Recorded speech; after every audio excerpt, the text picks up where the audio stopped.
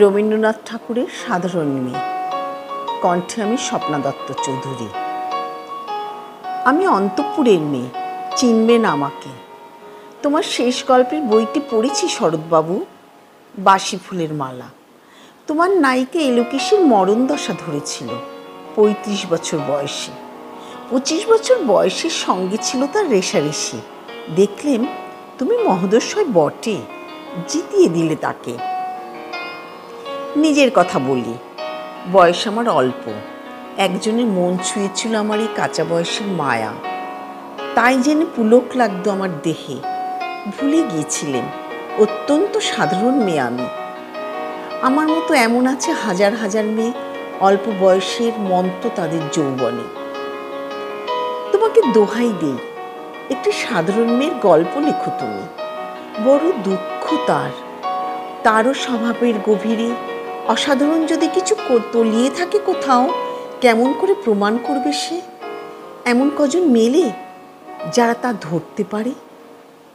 কাঁচা বয়সে জাদু লাগে ওদের চোখে, মন যায় না সত্যের খোঁজে। আমরা বিকিয়ে যাই মরীচিকার দামে। কথাটা কেন উঠল তা বলি। মনে করো তার নাম নরেশ। সে বলেছিল কেউ তার চোখে পড়েনি আমার মতো। এত বড় কথাটা বিশ্বাস করব যে সাহস হয় না, না করব যে এমন জোর কই। একদিন সে গেল বিলেতে। চিঠিপত্র পাই কখনো বা। মনে মনে ভাবি, রাম রাম, এত মেয়েও আছে সে দেশে, এত তাদের ঠেলাঠেলি ভিড়, আর তারা সবাই কি অসামান্য, এত বুদ্ধি, এত উজ্জ্বলতা। আর তারা সবাই কি আবিষ্কার করেছে এক নরেশ সেনকে, স্বদেশে যার পরিচয় চাপা ছিল 10-এর মধ্যে। গ্যালোমেলের চিঠিতে লিখেছে লিজির সঙ্গে গিয়েছিল সমুদ্রে নাইতে। বাঙালি কবির কবিতা কলাইন দিয়েছে তুলে, সেই যেখানে উর্বশী উঠছে সমুদ্র থেকে। তারপরে বালির পরে বসলো পাশাপাশি, সামনে দুলছে নীল সমুদ্রের ঢেউ, আকাশে ছড়ানো নির্মল সূর্যালোক। লিজি তাকে খুব আস্তে আস্তে বললে, এই সেদিন তুমি এসেছো, 2 দিন পরে যাবে চলে। ঝিনুকের 2টি খোলা, মাঝখানটুকু ভরা থাক একটি নিরেট অশ্রুবিন্দু দিয়ে, দুর্লভ, মূল্যহীন। কথা বলার কি অসামান্য ভঙ্গি! সেই সঙ্গে নরেশ লিখেছে, কথাগুলো যদি বানানো হয় দোষ কি, কিন্তু চমৎকার। হিরে বসানো সোনার ফুল কি সত্য? তবুও কি সত্য নয়? বুঝতেই পারছো, একটা তুলনার সংকেত ওর চিঠিতে অদৃশ্য কাঁটার মতো আমার বুকের কাছে বিধিয়ে দিয়ে জানায়, আমি অত্যন্ত সাধারণ মেয়ে। মূল্যবোধকে পুরো মূল্য চুকিয়ে দেই এমন ধন নেই আমার হাতে।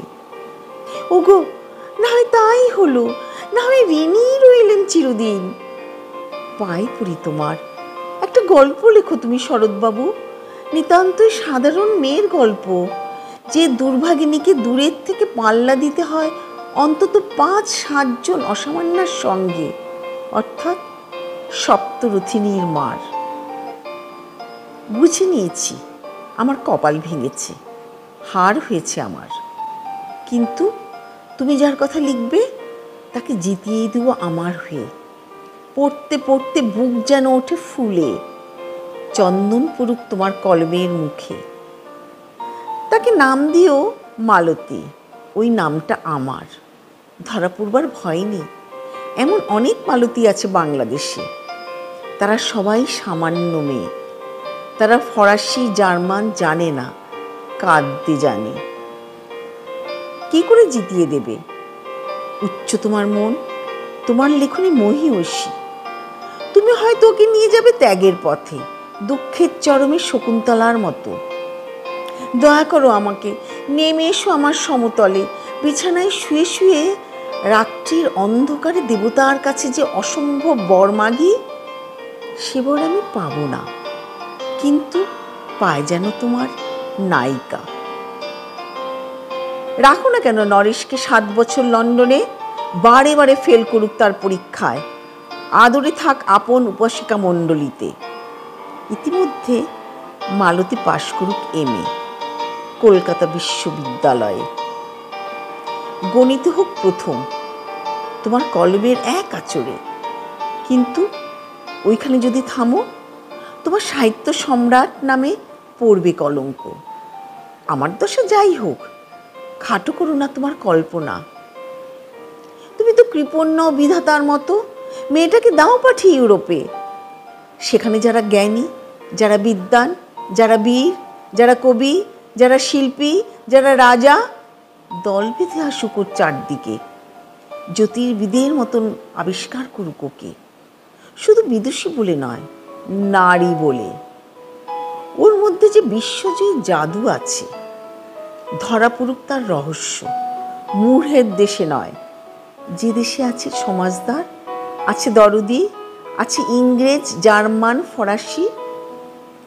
মালতীর সম্মানের জন্য সভা ডাকা হোক না, বড় বড় নামজাদার সভা।